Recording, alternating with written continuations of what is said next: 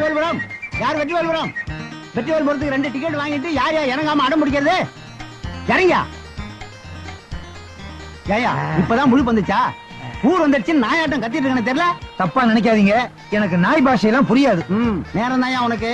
உன் கூட இன்னொருத்தன் வந்தானே, எங்க அவன்? பஸ்ல தண்ணி அடிக்கிறானா?